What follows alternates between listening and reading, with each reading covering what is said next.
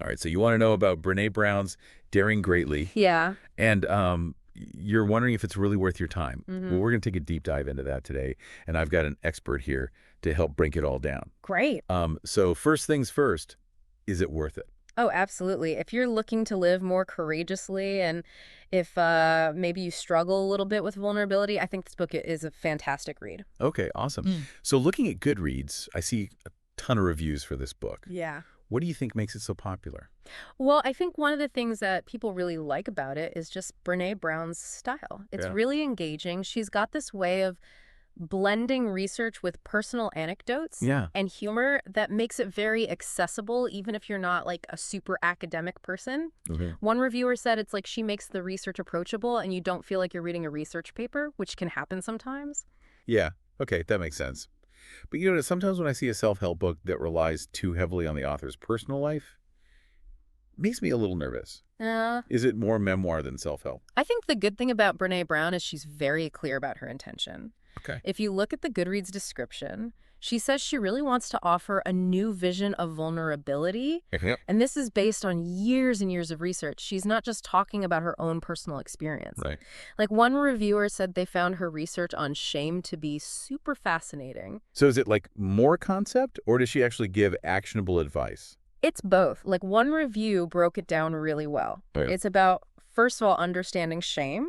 Then it's combating shame. And then she has this concept of vulnerability shields. Vulnerability shields. Okay, I'm intrigued. Yeah, so she talks about foreboding joy, perfectionism, numbing. Okay. These are the things that we do to kind of protect ourselves from vulnerability, but they end up backfiring. So foreboding joy, is that like just being a pessimist?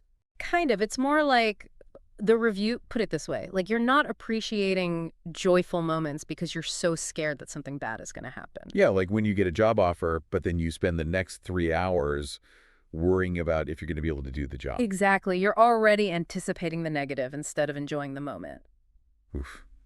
That hits a little close to home. Uh, Have you ever experienced that? oh, yeah, for sure. Okay, so she talks about these shields, but how does this book stack up against other similar books out there? Yeah, that's a good question. Some reviewers said that it was all common sense, stuff they'd heard before. Hmm. Others said it was totally life-changing. It Hmm. probably just depends on your own personal experience with these concepts. Okay, But I did see some interesting comparisons to other books. like what? One reviewer said that if you like this book, you might also like Let Your Life Speak by Parker J. Palmer, Hmm. which is about finding your purpose and living authentically. And then there's Freeing Our Families from Perfectionism by Thomas S. Greenspun, Okay. which is, all about perfectionism and how it can impact families. Right. So there's definitely some overlap in themes there. So it sounds like it might not be totally groundbreaking, It depends. but maybe her take is unique. Possibly. Okay, so what does she actually mean by daring greatly? So it's about daring greatly is about showing up authentically, Okay. even when it feels risky. Hmm. So think about a presentation you've been putting off Yeah. because you're terrified of messing up, or a difficult conversation that you're avoiding Mhm. because you don't want to hurt somebody's feelings.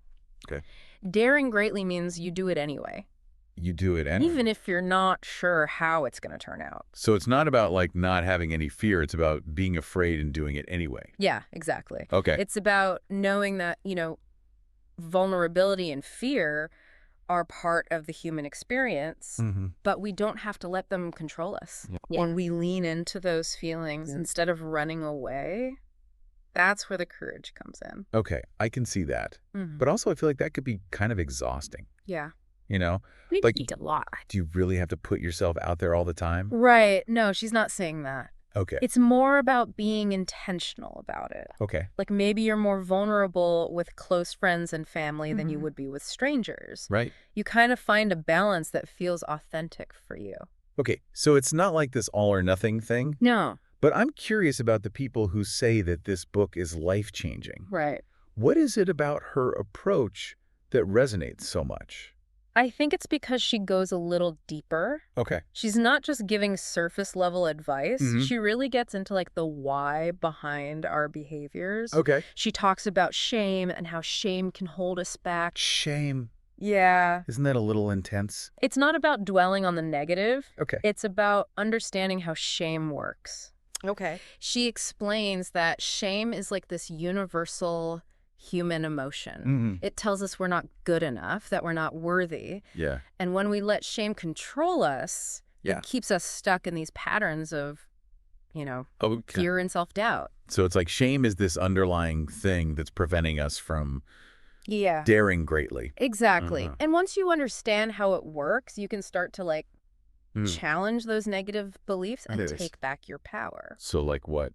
Like she talks about shame resilience, Oh. which is about recognizing your triggers, practicing self-compassion, Okay. and reaching out for support when you need it. Okay, so there are tools to like deal with the shame. Yeah. But isn't this getting a little off track? I thought this book was about being courageous. Well, she actually says that vulnerability and dealing with shame are essential for building courage. Okay. She even says that vulnerability is the birthplace of courage. Really? How does that work? Well, think about it. Okay. When you're willing to be vulnerable, you're basically saying, hey, I'm not perfect. Right. I make mistakes. That's okay. Yeah. And when you can accept that about yourself, Yeah. it makes it less scary to take risks. Yeah. You're no longer so afraid of failing Right. or of what other people think. So by acknowledging our imperfections, we free ourselves from the pressure of being perfect. Exactly. Okay, I'm starting to get it. Yeah. But, I'm a busy person. I've got work and family and all these things going on.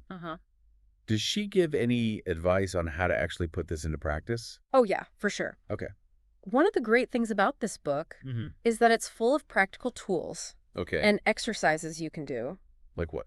Like she gives scripts for having difficult conversations, Okay. tips for setting boundaries, exercises for cultivating gratitude and self-compassion. Okay. So she gives you concrete things you can do Yeah. to make it easier. Now, I noticed in the description of the book that she touches on parenting and leadership. Right.